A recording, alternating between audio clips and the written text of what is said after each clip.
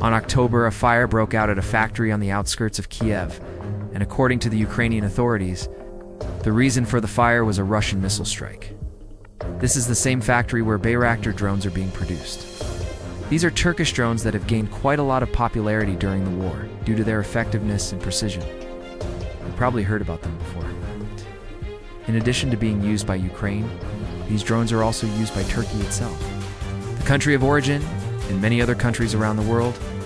The first thing to clarify here is what exactly happened at the plant. There was indeed a fire, but there was no explosion. The fire didn't cause any damage to the production facilities. It did not affect the Bayraktar production line. The drones were destroyed or damaged. But even despite all these circumstances, the Russian Ministry of Defense reported the destruction of several Bayraktar drones, citing as proof footage showing the moment of the missile impact. But since we have already learned to recognize fakes made by the Russian Ministry of Defense, we immediately note that the video does not confirm the destruction of Bayraktars. According to the head of the main Directorate of Intelligence of Ukraine, Kirill Budanov, Russia simply destroyed an ordinary warehouse at the plant. And although it is not entirely clear what exactly was stored in this warehouse, it is obvious that the main goal of the Russian military was to destroy the production facilities, and they failed to do so. In response to the attack, the Ukrainian military launched air defense systems into action, and several missiles were shot down. One of them fell near the Petrosklavra, which is a famous monastery and a UNESCO World Heritage Site. Fortunately, no one was hurt. Another missile hit the Darnitsky district of Kyiv, causing a fire on the territory of an industrial plant. Fortunately, the fire was quickly localized and extinguished. A third missile fell on the territory of Gostomel Airport. Currently, the airport is not operating because of the war. Flights are transferred to other airports in Kyiv and the surrounding areas. In addition, a power plant located not far from the airport was damaged due to falling debris from a missile. Currently, more than 80,000 consumers are without electricity in Kyiv. But it is worth noting that the energy company, Dnipro reported that they managed to restore the supply of electricity to most consumers quite quickly, literally within a few hours after the incident. And besides the fact that the missile debris damaged the power plant, one more substack was damaged as well. Currently, more than 80,000 consumers are without electricity in Kyiv. In addition, as a result of falling debris from a missile, 2 fires broke out in Sviatoshin district, and 1 fire broke out in Pedal district. Unfortunately, there was a hit in Holosivsky district. A private house was completely destroyed. Debris from a downed missile fell on the territory of the National Botanical Garden, damaging the greenhouses. The events took place in the early morning. But some residents of Kyiv managed to capture a very beautiful picture of the sky at that time. What we see in the photo is the smoke of the destroyed warehouse against the background of the aurora borealis. Isn't nature beautiful? But jokes aside, this attack once again proves that the Russian army is not capable of distinguishing civilian objects from military ones.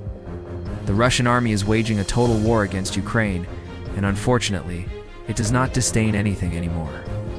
Previously, we already recorded how Russia destroyed a thermal power plant in Kyiv, which led to a large-scale disconnection of consumers from electricity in the middle of winter. And this isn't the only case when Russia deliberately destroys critical infrastructure of Ukraine. In general, the current leadership of Russia is doing everything possible so that people in Ukraine forget the faces of former presidents in turn. To the bright side of the Russian-Ukrainian brotherhood forever. By the way, such brotherhoods exist in many countries. Of the world, and the peoples who suffer from it are ready to do anything to get rid of it. But joking aside, this is another terrorist attack on the territory of Ukraine. And there are many similar examples in the history of Russia. For example, in 2013, a gas pipeline exploded in Poland. Russia was suspected of involvement in the incident. In 2015, a similar incident occurred in the Czech Republic. The explosion of a gas pipeline was also blamed on Russia. In 2019, there was an attempt to blow up the gas pipeline in Sweden. It was also the work of Russian intelligence. And we hope you can find many similar examples if you just try to search for them. And it is also worth noting that in 2022, an attempt was made to blow up the Nord Stream gas pipeline, which supplies gas from Russia to Germany through the Baltic Sea. At that time, 3 out of 3 lines of the Nord Stream gas pipeline were damaged. Although Russia did not admit its guilt, it clearly benefited from the incident. After all, it got rid of one of the major gas pipelines and received a bunch of excuses to increase gas prices. Yes, Nord Stream is not the only gas pipeline through which Russia supplies gas to Europe. But as we know, Russia loves to diversify its income sources, and it woe and be too happy if something happens to the remaining gas pipelines. What's next? Perhaps Russia will destroy one of the bridges over the Dnieper River, although it's not entirely clear why it would need to do this, since Russia itself uses these bridges from time to time. But we believe that soon we'll find out. It is also possible that Russia may try to destroy the Zaporizhzhia nuclear power plant, one of the other nuclear power plants in Ukraine. At the same time, the Russian army's attacks on energy infrastructure facilities became particularly active after the armed forces of Ukraine liberated Kherson region, and we think it is no longer necessary to explain why Russia does it. Meanwhile, the strikes on the capital of Ukraine do not subside. The last mass shelling of Kyiv occurred a few days ago. As a result of that attack, the energy infrastructure of Ukraine suffered damage. 2 missiles hit the capital that night. One of the missiles destroyed the infrastructure object in the Svyatoshin district. The second missile exploded over the Podil district. As a result of the Russian shelling, several micro-districts were left without electricity. And although the mayor Vitaly Klitschko said that the energy workers managed to restore the electricity supply to most consumers in just a few hours, some people still had no access to electricity. And in general, city authorities asked citizens to reduce electricity consumption during the peak hours to avoid disconnection. In addition, the Kyiv city administration also asks residents living in the capital to install electricity-saving lamps at their own expense. The Kyiv City Council allocated 500 million hryvnia, or about $14 million for the purchase of lamps.